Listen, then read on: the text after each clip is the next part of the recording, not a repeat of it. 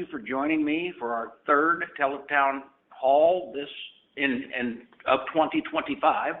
We're calling over 100,000 households tonight, Republicans, Democrats, and Independents. We've also made it convenient for constituents to call in on their own. If you or a neighbor would like to dial in for future calls, you can do so at 833-364-1476. That's 833-364-1476. Or you can sign up online at bost.house.gov/participate.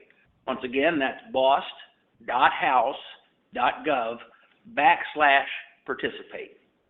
As a reminder, we're also available to help you in person at our 3 permanent district offices, one in Murfreesboro, one in Effingham, and one in Mascoutah. And as we've done every year I've been in Congress, our staff is hosting mobile office hours in each of our 34 counties this year.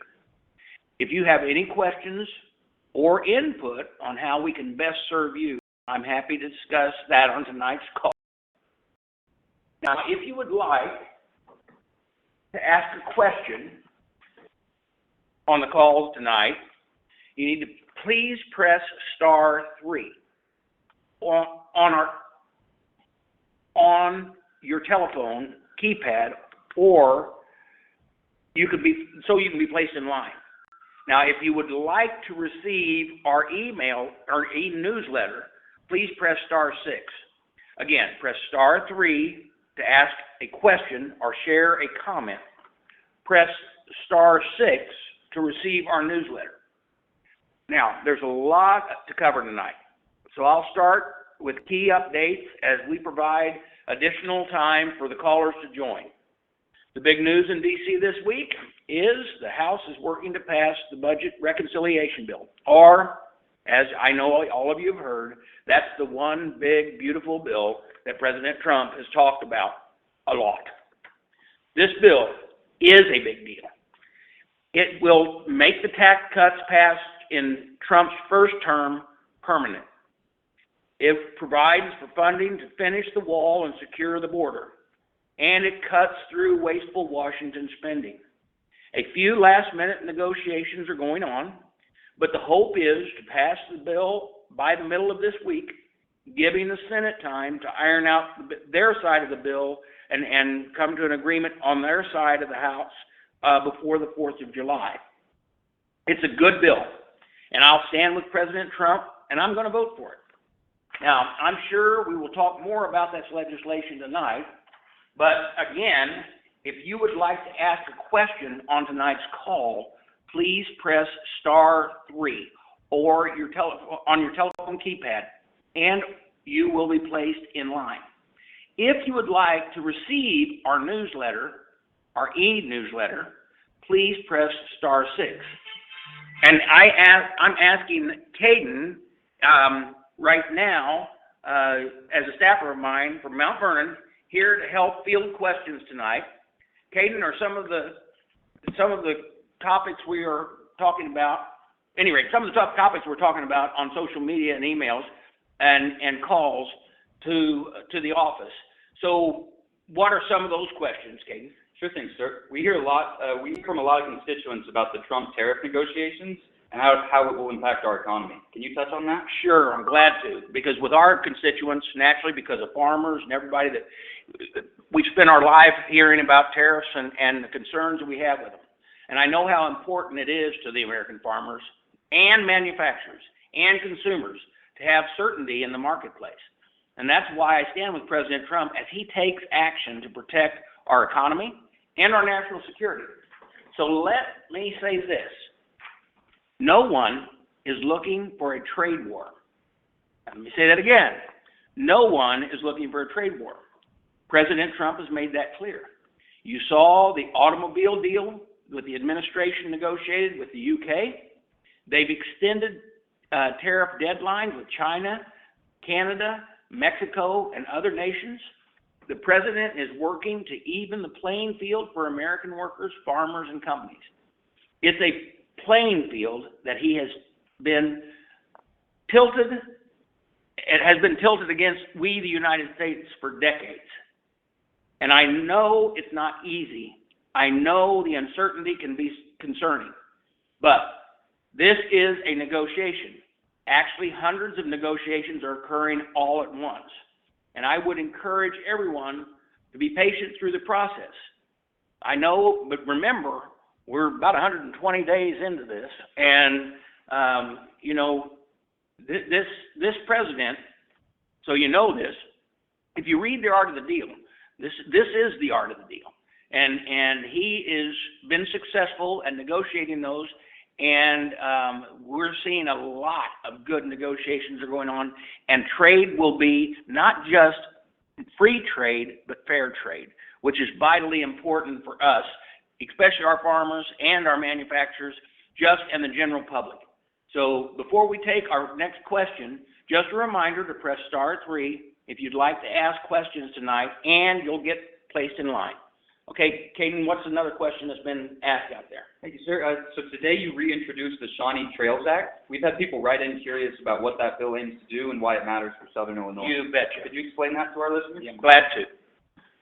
The Shawnee Trails Act is about expanding public access to the trails in the Shawnee National Forest. I truly believe we have some of the most beautiful natural resources in America right there in our Shawnee Forest. Our people should be able to enjoy them responsibly. My bill will officially designate specific trails for ATVs, electric bikes, and other off-road vehicles while ensuring motorized access for people with disabilities. By increasing access to these trails, we're boosting tourism, unlocking access to natural beauty that makes the region unique.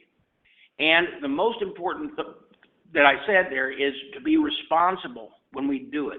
We're working, remember, every other U.S. forest in the United States have access of some type.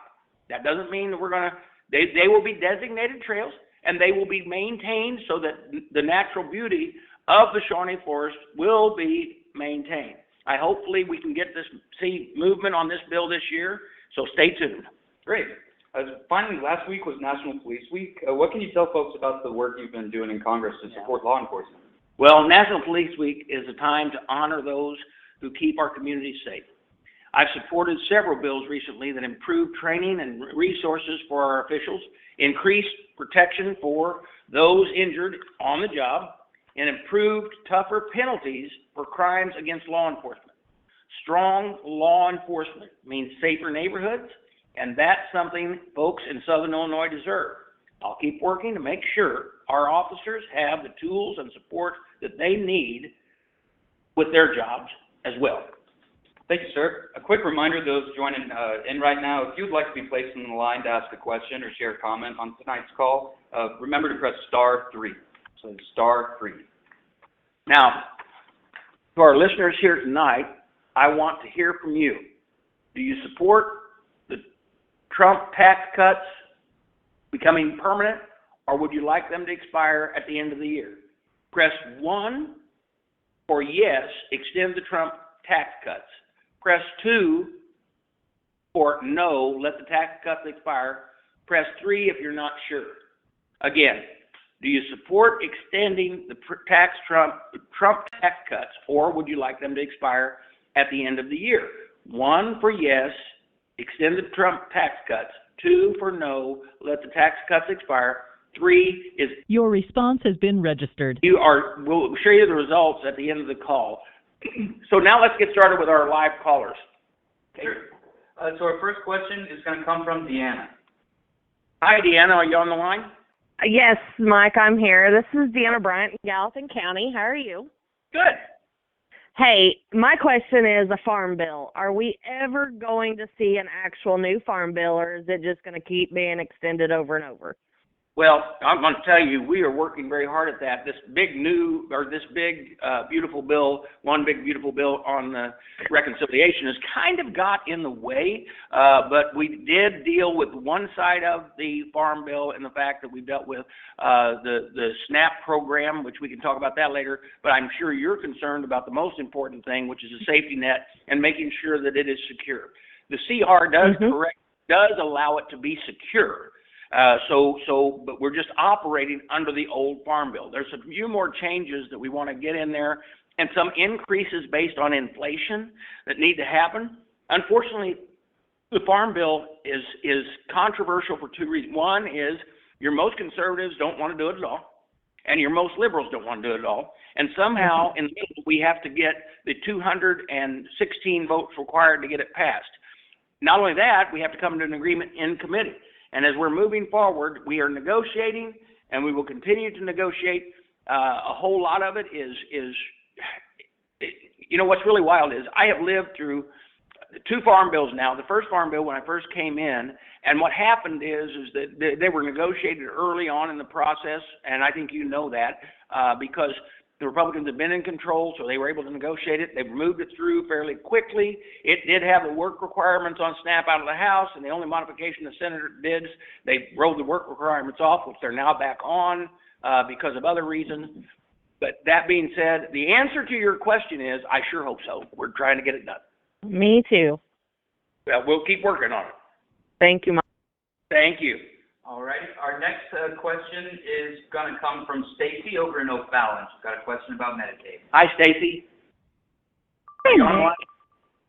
Hi, Mike. This is Stacy. I'm in O'Fallon. I have a question in regards to Medicaid. Your big, beautiful bill seems to cut millions in Medicaid. And what are you going to do to support those in Illinois that Medicaid helps cover nursing homes, disabled people who need to live in homes, children, Okay. and leave? You need to know this because that's a statement out there that's not true. Okay, and I want to correct you with all the listeners listening. Medicaid is only removing illegals from the program. If you are here illegally and your state is providing you services through Medicaid, even though you're an illegal alien here, then you can lose your Medicaid support. And the only other thing that goes on with Medicaid, it has the work requirements, and those work requirements are vitally important because what it says is, and I want to be really, really clear about this, proposals don't apply to the most vulnerable in our community. So if you are physically or mentally disabled, pregnant women, kids under 19, seniors over 64 are completely exempt from these requirements. Foster youth, former foster youth up to age 26 are also protected. We're not touching their coverage. If you are blind, disabled, medically frail, or badly serious health issues like chronic substance abuse, you're exempt as well. We're not going after people who generally can't work. Folks who are already meeting work requirements under SNAP and TANF, which we already have them in place, they're covered. No duplication, no extra burden. Parents or caregivers of a dependent child or disabled person don't have to worry. They're exempt too. And if someone is in jail or just got out of jail, they have a 90-day grace period. So we also build in common sense hardship waivers for natural disasters and places where unemployment is high. Bottom line, this is about making sure able-bodied adults without dependents are either working, training, or volunteering because work is the best pathway to prosperity. So all of the statements out there from the left that, oh, we're cutting. No, but we're refining. We're making it better. We're also making it better in the fact that in 2 years' time, if a state has an error rate, they will be, all states are going to do a 5% match for all of our Medicaid in 2 years. Now, if you have a more than 5% error, if you have a 5% error rate, you will make a 5% match. If you have a 5 to 6.5% error rate, now you're going to be at 10%. If you have an error rate of 6.5 to 7.5, then you are 15%. If you're at 7.5 to 10, you're at 20%, and if you're over 10, you're at 25% match. That's not for the individual receiving it, it's for the state that's receiving it, and that's because we have certain states that actually don't care about the error rate because basically it's not state money, it's federal money. So this gives them an intermatch. So I'm so glad you asked that question because that's one that's out there. We get a lot of calls in my office, oh, you're cutting Medicaid. Nope, we're not. And we are sensibly putting Medicaid in its place, and like I said, the only place we cut is if you have a state that decides that you're going to give Medicaid to those people who are here illegally. But thanks for the question. Appreciate it. Thank you. Our next question is going to be from Rose over in Waterloo about the budget. Hi, Are you with me? Yes, what's your question? I'm wondering, since the American people have given the Republican Party the go-ahead to work on our deficit and reduce our interest, what is the holdup? Well, let me explain that the discussion between, that is, a lot of the reductions that are going to occur is in this bill we're trying to pass this week. But when you have a very diverse Republican Party that comes from districts all over this United States, some of those districts lean towards doing this and some lean toward doing that. And so there are arguments both from the right and both from the more moderate Republicans. And the Democrats don't want to support this at all. And then the important thing is the reason why, and this is going to get very, we use a term here, wonky in D.C., because so the reason why we're doing reconciliation, because reconciliation is the only bill that when it gets to the Senate will only require, as long as it meets all the requirements, it only requires 51 votes to pass, which is a simple majority. All other legislation in the Senate, before the Senate can take it up, has to have 60 votes before it then is called up, and then it has to have 51 votes to pass. 60 votes is the agreement of all the senators to take it up. I know that sounds wild, but that's one of the slowing processes. So we're going to be working on that deficit. One thing that we're doing right now is you've got a president that is actually, while he's negotiating on all these deals around the world and bringing jobs back home to this United States, he's also expanding the existing jobs here in the United States, which grows our GDP. So if by this bill, keeping our spending under control, reductions in certain places, getting government where you're actually spending your money wisely, as well as growing your gross national product, GDP, gross domestic product, you then actually can get to that point that you can, one, balance the budget, but two, start paying that deficit down. And I'm glad you asked that. All right, thank you. Our next question is going to come from Becky over in Centralia. Hi, Becky. Are you with us? Yes, I am. Thank you for taking my call. Problem. What's your question? Oh, well, okay. So my thing is, of course, the deficit also. And I believe that the rich should pay their fair share. DOGE has made many cuts to the IRS personnel, and they are not able to investigate the very complicated cases of the tax evaders in the very rich class and the corporations. And every dollar that you cut from the IRS, we lose way more money than just those dollars that you saved by not being able to get the money from that's owed the government by these rich people and the corporations. Okay, just so you know, every tax fraudster that might be out there is being investigated with the existing staff. The staff reductions at the IRS, they are minimal, and they are making sure that they're a lean operating machine, which they were not before, and the investigations will still go on for anybody who's a tax evader. Now, we've discovered a tremendous amount of waste in government besides the IRS. But the IRS was heavy on agents, way heavy on agents, and the problem is they, since the days, and I hope you remember this, because I can remember it very, very well. The IRS had been infiltrated by a group that were political in nature, punitive to if you didn't agree with their political party. And if you remember a name called Lois Lerner, Lois Lerner was one of them that was first caught, and they were specifically chasing people from not running for office. If they ran on the Republican ticket, they would chase them out. They would over aggressively attack their businesses, everything like that. We still want the IRS to do their job for those who are tax evaders, but we don't need to have it used as a political tool. So now we have put a person in there that is actually going to control it, find the waste, fraud, and abuse that actually exists there, and still do its job on collecting the taxes of this United States, because that's vitally important for the operation of the United States.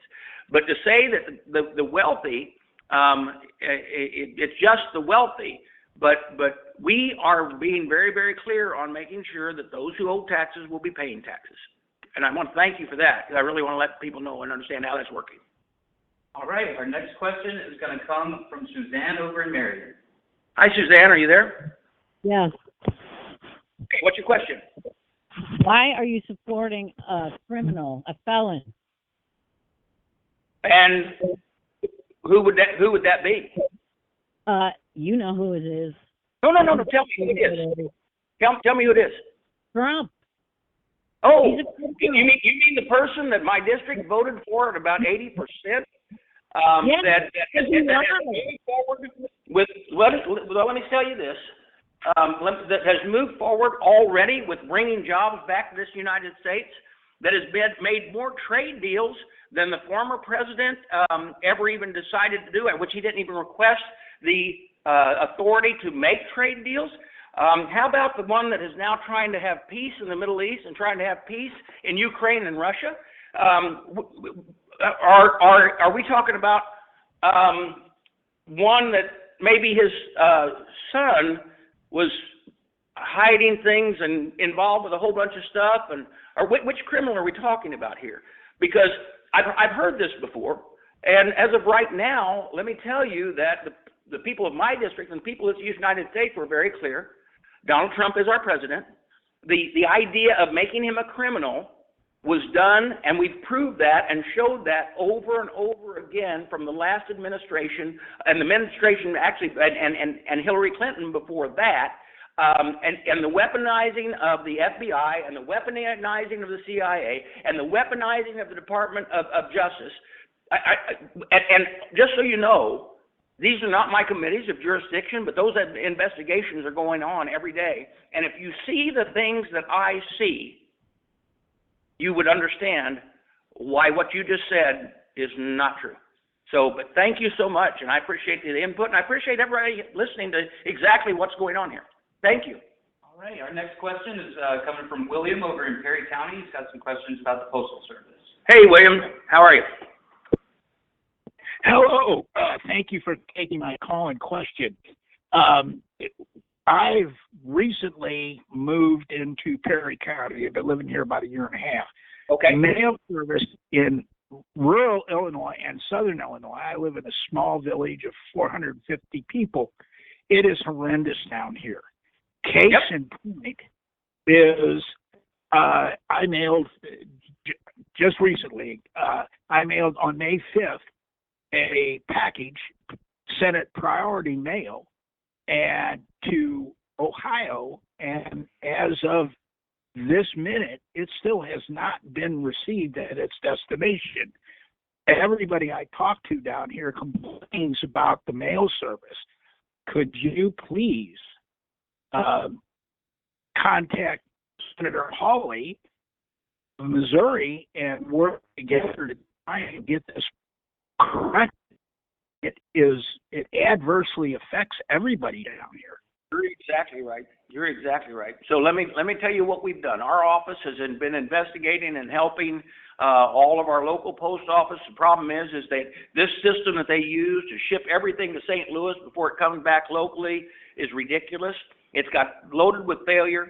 The U.S. Postal Service has problem after problem. I meet with them in D.C. I meet with them in St. Louis. I meet with them in every local post office. But I also have watched even our mail, as far as when our city water bills are sent out, they are so late that at times that people are fined, and people are fined for other reasons. I've watched businesses be shut down based on the fact that certain key payments weren't delivered, even though there's a clear mark of when the check was made out and it was sent from the fault failure. And that's why I actually am carrying a bill called the Pony Up Act. And basically what it says is, if the U.S. Postal Service causes you to lose money, be fined. Their responsibility is pick your fine up, because we've got to get them back on track. Now, let me tell you that we have just replaced we're getting ready to replace, I've got to wait for the appointment of the new postmaster, because the last postmaster would come before the committee, I'm not making this up, would come before the committee of jurisdiction, and they would start talking to him, and he'd put his fingers in his ears because he heard so many complaints he didn't want to hear it from Congress as well. Well, let me tell you that you can't get rid of the post office, because it is in the Constitution that we're going to have postal routes. We're going to do that. But the frustration that you feel is also what I feel, and the concern that our office has. We're going to be working for you to try to straighten this out, whether it's this bill or other bills that are out there. And the frustration that you're feeling in rural America, in rural Southern Illinois, is being felt all over rural America. And trust me, we're bringing them in and trying to get them straightened out. But thanks for that call. Appreciate it. Thank you. All right, our next question is going to be from Kenneth over in Marion about the Second Amendment. Hey, Kenneth, how are you? I'm doing all right. How are you? Real good. My question is, why didn't you stand up for our Second Amendment against Pritzker on banning assault rifles, which there are no such thing as an assault rifle? Well, you do know that, first off, that was a state law, not a federal law. And whenever I was in the state, I got a 100% rating with the National Rifle Association, everything there, and I did fight against every governor at that time. And now I'm I'm here in D.C. So let me tell you what I've done for you here. One is, if you're a veteran, there's been a long time bill that basically, since the Brady bill, this is how well I know gun legislation, okay? The Brady bill, the VA has interpreted that if you seek a fiduciary from the VA, they automatically take you into the NICS list, and you are removed. Your Second Amendment right is removed. Since I've been here, even though I'm carrying a bill to make it permanent, over the last 2 years and three years, I guess it's been, in the budget, we put a maneuver that keeps them from doing that. Now, we would like to go back to those that had their rights taken away and bring those back, because there was no due process. It'd be one thing if they were a danger to themselves or danger to others, then their due process would be go before a judge, family would know, all of that, and they would get the process that they do. So you better make sure I'm right.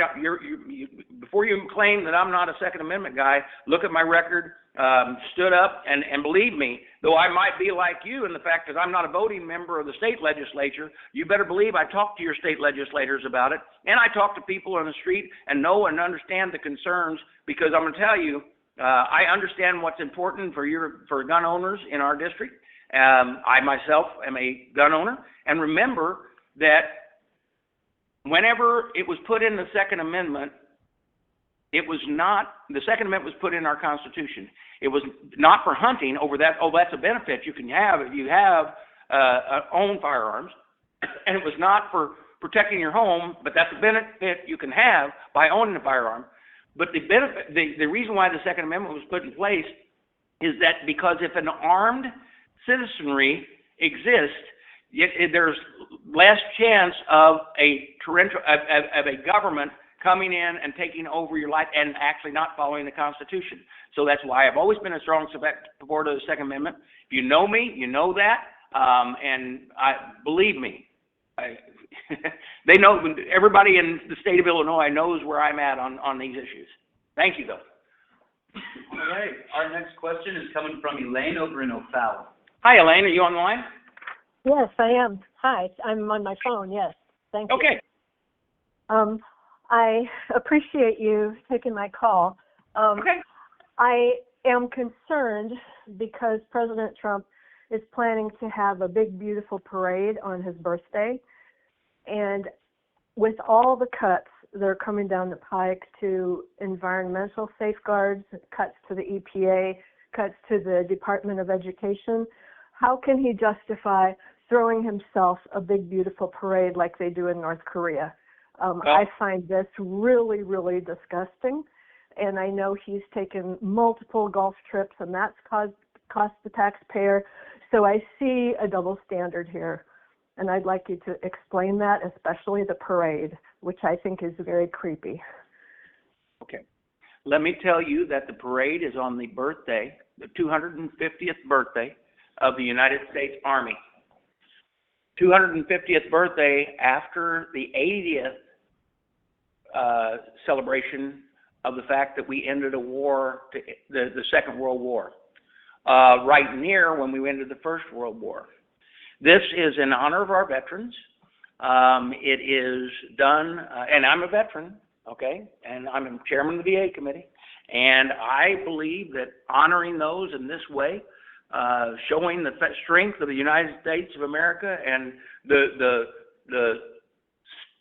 not only the strength of the United States of America, but also showing patriotism by displaying those troops that serve us every day. To ridicule putting them in a parade, I think is probably, I mean, and when you look at the big picture of everything, if it motivates the morale of the United States of America, then I'm for it, you know. And it is wild because we are finding waste, fraud, and abuse in a lot of areas, and we're trying to clear that up. But that doesn't make it bad. And I'll give you a real quick answer here. For instance, the recent report for one of the places you mentioned was the Illinois State Board of Education. Now, there was a recent report that showed that 80 schools in Illinois didn't have one student proficient in math. 24 schools didn't have anyone proficient in reading. That's unacceptable. The top-down, DC-centered education model hasn't worked. It's been slowly fading since the time that Jimmy Carter put it in spot.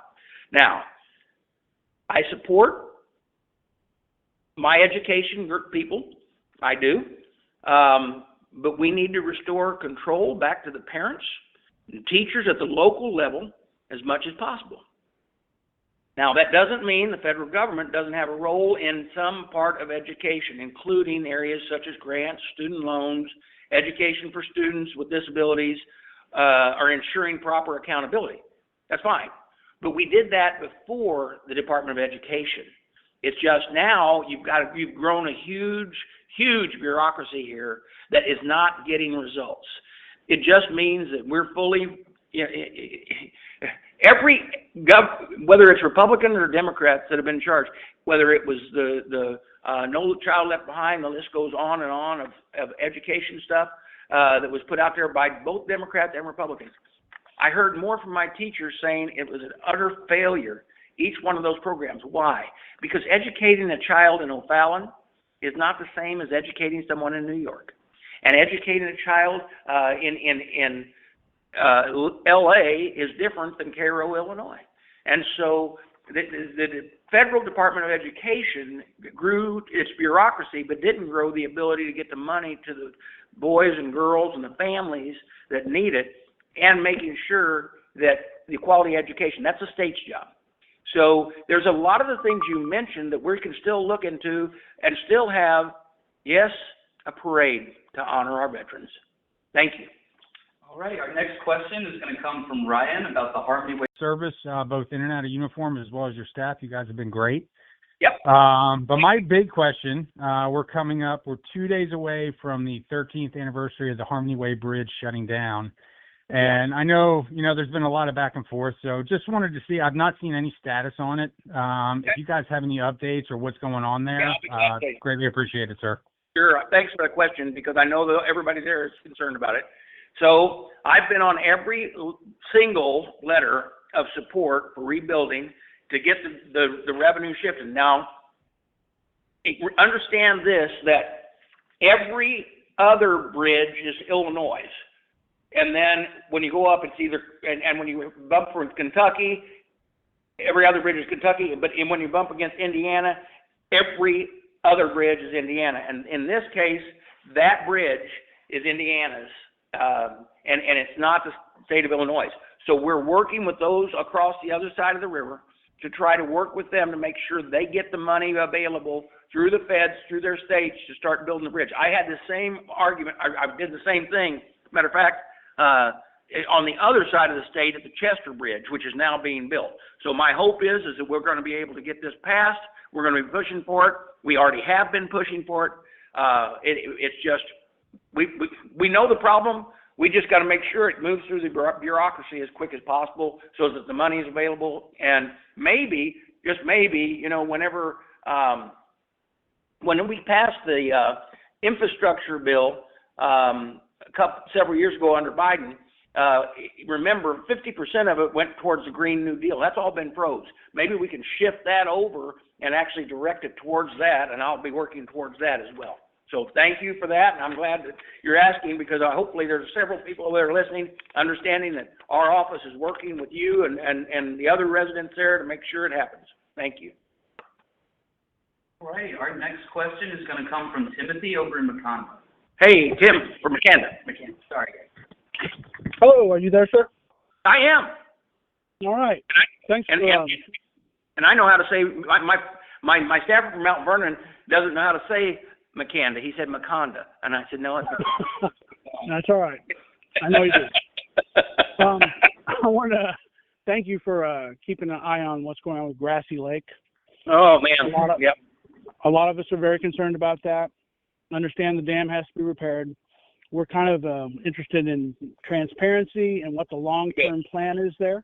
And what can you tell us about that, and how can you promote that? Okay. So we're making sure, and now they're having meetings on a regular basis to let people know, and they're keeping us informed as well as the general public. I think they're having the cleanup days right now, or will have in June, where you can help, get it straightened out up there. We actually have got the results back from the Army Corps of the cost, so we know roughly where we're at. We're moving forward with that. We're talking 6 years or so, but we're going to be working to make sure they have the cost available. I myself have been on the ground there. I actually, and for a guy who is a firefighter that's claustrophobic and afraid of heights, let me tell you that going down into the tunnel, and a lot of people don't realize that, there is a tunnel that the reserve pipe that we're using to drain it, and the valve that is back underneath the lake, which was originally installed. They don't even know anything about how that valve completely works, because back when they built that lake, they didn't keep the records. So that's why that valve is going to be turned off, and there's going to be a new valve put in to go a different way around it. Of course, we're also going to be working with the county officials on the bridge and the design of that to try to make the road where it kind of bypasses around. But we've got to make sure that's done correctly so we don't keep the traffic flow from breaking up too long. The idea and intent is to return the lake as soon as we can to its natural state. We're also working with the camps around the lake that are still operating to try to give them as best experience as they can have for their campers, even without having access to the lake or building access to the little bit of the lake that's left for fishing and things like that. Also, there's going to be a special fishing permit license that is going to occur that will allow the taking of the fish, because whether it's drained down to the point it has, which is completely drained down now, we want to be able to allow people to fish and get those fish out to bring that population down.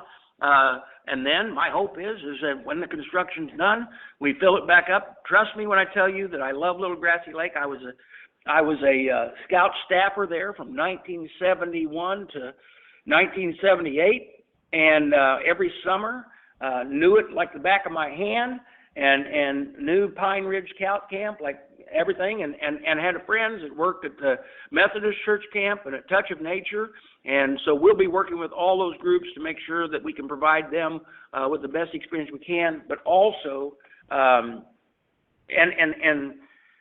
so there's going to be a meeting on June 2nd, an informational meeting at 6 to 7:30 p.m., put on with the Army Corps of Engineers and the Forestry Service, and they'll all be there to answer questions, and that's at the Carterville Community Center.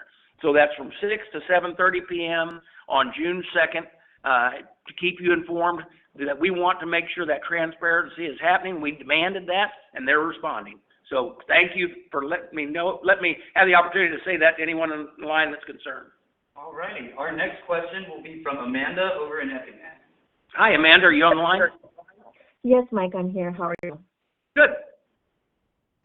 First, I need to kind of circle back to what the lady was saying earlier about Trump being a felon. Let's be perfectly clear. He has 32 felony convictions and 90-plus indictments. But the question that I wanted to ask you is a follow-up to what you said about how this president is working towards peace in the Middle East. Recently, it was reported that Trump and his administration are currently working on a plan to continue ethnic cleansing in Gaza. Do you support such a plan? First off, he doesn't support ethnic cleansing in Gaza. He does. Actually, they're working on a plan right now to move 1 million people from Gaza there's no to plan. Libya. There is actually a plan to move 1 million people from Gaza to Libya. Here's the problem. Let me tell you that Gaza, the former government of Gaza, viciously attacked the Jewish people. They have the right to defend themselves. Trying to work for peace there, and I do. I work with a group called the U.S.-Israeli Education Association, which was working towards that through economic development in Gaza and in Israel. Peace could not be obtained with the former government at Gaza. That was what happened that caused the death of the Jewish people that were viciously attacked, worse than our attack on 9/11. So for you to scold me or President Trump and wanting to support their former government, which it sounds like you do, is a real problem. Because I tell you what, they would guarantee you, that former government that was there, you wouldn't have a free lifestyle if they were in charge of your government here. What they're doing in Gaza is to try to straighten it out. President Trump is not ethnic cleansing. Matter of fact, the big fear is the former government there in Gaza would do an ethnic cleansing. So don't, and you know what? I want every constituent that's on this line to understand what I'm saying. I support Israel. I do. And I support peace in the Middle East. And as of right now, the problem occurred because of the radical government that was in place in Gaza attacked Israel. I am looking towards a way to find peace there, but the president is looking as well. And I can tell you many of the tribes that are in Gaza, they want peace and they're working with us. So don't, it is really nice to have you say something here that you don't understand at all. And I want to say this, the people that believe what you believe, it isn't that you are ignorant, it is that you just know so much things about things that aren't true. And I thank you for calling. All right, our next question is from Miss Yates over in Heron. Hi, this is Mike, I'm sorry. The Access Live event operator has been notified that you wish to ask a question. Word the question, but how can we support the executive order from President Trump on no males in female sports? Well, I can tell you how. Roadblock with IHSA. Right. Well, let me tell you, and that's a problem with IHSA. Just so you know. Look, you and I believe, the way this is sounding. Look, we've worked a long time on Title IX to allow our daughters, our granddaughters. In my case, just so you know, I've got two daughters, and I got 7 granddaughters. And I want them to play in sports against naturally born women, girls, because I don't want them hurt. I want them to feel like they can accomplish something without somebody coming in and cheating, which is basically once a male has hit his puberty, that's cheating. And that's why I also helped to make sure we passed the Protection of Women and Girls in Sports Act here. And the problem is that, with the Illinois high school, and remember that they're a private agency. They aren't tied with the state. They are a group and a board that puts their rules in place. And let me tell you that they're torn between what is in Illinois and what is in the United States to protect women in sports. I wish they would have went ahead and taken the time to fight against the state of Illinois and not allow this. Unfortunately, I guess what's going to happen is our communities are going to have to just stand to them and see if your own school board will say, and I hate to say that, but and that's pretty radical, but say, you know what, if you're going to do that, if there is a person that is identifying as a girl, that's a guy, on the sports team that we're playing, we will set this one out. And that's what our local schools will have to do. And finally, if you do it enough, I believe it will put them into a position they'll have to do something. But it's basically they're not wanting to decide the lawsuit themselves, which is going to happen. All of a sudden, the state of Illinois is going to say, no, you've got to hold this. And the state and the U.S. government is saying, no, you don't. And so that's the frustration that they're feeling. I'm sorry they're in that position, but it's going to have to be our local schools that put them in the position.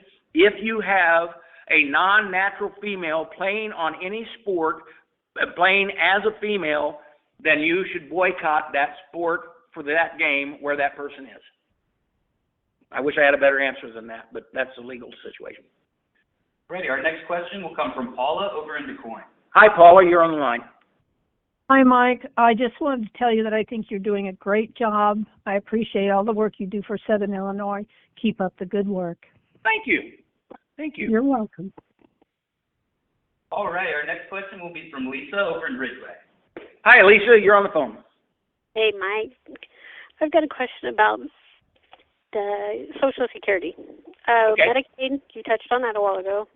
Mm-hmm. I'm happy to hear what you said about Medicaid. Thank you. But Social Security, my dad just got a letter in the mail today, and he was a state worker. He was a correctional officer his entire life. He got a letter from the union today that's saying that we could lose our Medicare, Social Security. How true is this in this big, beautiful bill that we keep hearing about? Are we going to lose this? Because I'm on disability myself. No. I'm scared of losing it because that's our livelihoods. No, the president was real clear. In this bill, and anytime, okay, Social Security, okay, and Medicare, not Medicaid, we were talking about a while ago, Social Security and Medicare will not be touched. Let me say it again. Social Security and Medicare are not being touched. And anybody that sends you a letter saying that, first off, I'd love to see the letter because that is just not true. And I understand that maybe, I don't know whether it's AFSCME sent that out, but remember, AFSCME was a political organization before they were a union organization that was created as a political organization. And I know them well. So if you would, reach out to our office with a copy of that letter. But let me also say this. I'm going to be very, very clear with everybody that's listening on this line. Social Security and Medicare, not Medicaid, no changes. You're going to receive it. We're going to make sure that that's the case. And we want to make sure that's available for our children and grandchildren. And if we want to sit down and talk about that, that's one thing, but there's no cuts that's going to happen. Not to the people that are receiving it. All right. Next up, we've got a question from Linda over in Junction City. Linda, are you on the line? Hello, Mike. Hi. I've got a question. I'm a Trump fan. Really love him.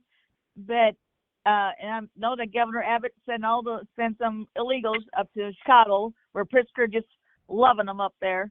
Oh, yeah. And I want to know if he ever's going to get rid of them and send them, deport them back to where they come from. Yes. Matter of fact, there was a court ruling today that allows us the opportunity to continue to make sure that the president, in his power. Now, remember this, and this is vitally important for everybody on this line to know as well. Look, if you are here on a visa, or if you are here on a green card, you are here under the permission of the Secretary of State of this United States. You're here whether it's a work visa, or you're here because of that, you're here because of an education visa, or that. All of those things are well within the rules. Now, you have to follow our law, and if you disobey the law, guess what? You're taken back to the country of your origin. Now, when we start talking on the other side of this, we're talking about somebody, what did you say? Illegal. Illegal. They're here. Their first act to try to come into this country was try to come here and disobey our law by coming across and coming in to our nation without permission from the State Department. We're the only nation that allows that to happen without some control, or have had that happen without some control, and that's because we don't have a sealed border. So let me tell you this, that you will see that ICE will continue to do their job.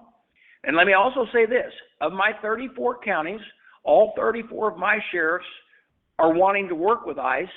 They don't want to fight with the state government on their rule that says you can't, but they're going to work every way that they can, I know, because I've already had conversations with them to make sure that they know and understand we got their back. Because, now, understand the ones that are being deported are truly, right now, they violated the law. They have violated the law. And they're the worst of the worst criminals is who they're getting out.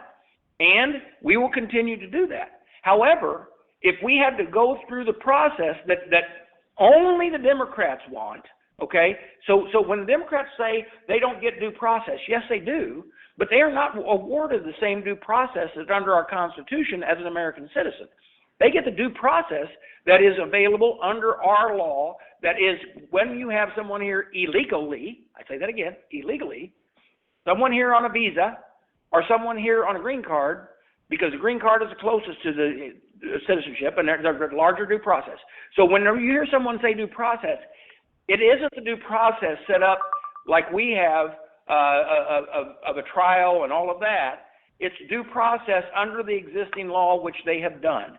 And under the existing law, if you commit a crime and violate your visa or your the key, like I keep saying, how in the park don't you understand? Illegal. So we will continue to deport those. And here's the thing. If they came here seeking asylum, this is important too. The problem is that the way the world organizations work is you can seek asylum to the first freely only to the country that is the first country closest to the country in which you're seeking asylum from. So it has to be so I just want to let you know, no one from Canada or Mexico seek asylum in the United States. So there are people who have been granted asylum here in this United States, but they must first seek asylum from the country that is closest to the country in which they're leaving. So this is more complicated from what you said there, but this open border that we've had for the last 4 years, which is now stopping, we're shutting it down, is we're deporting them back. We're going to do it under the rules, but every time you turn around, they're filing the suit. But we understand most of those suits are being won, And the Supreme Court had a pretty big ruling today that makes sure that we can send them back, because you don't want the gang members, you don't want the rapists, you don't want the murderers that they are, many of these countries have actually, with that open border, emptied their insane asylums. So, I mean, these are the type of things we're trying to take care of, and we're going to continue to take care of them. And for the state of Illinois to be a sanctuary state, well, let me tell you that one thing is Pritzker himself said, because they wanted to be able to distribute the medic. Hi, thanks for calling into Congressman Bost Townhall this evening. Can I have you? We will be sure to get back to you just as quickly as possible. You can also contact our office by calling 202-225-5661 or by visiting our website at www.bost.house.gov. If you would like to opt out of future calls, please call 888-455-8982. Thank you very much. If you wish to leave a message, please press 1. Otherwise, you may simply hang up.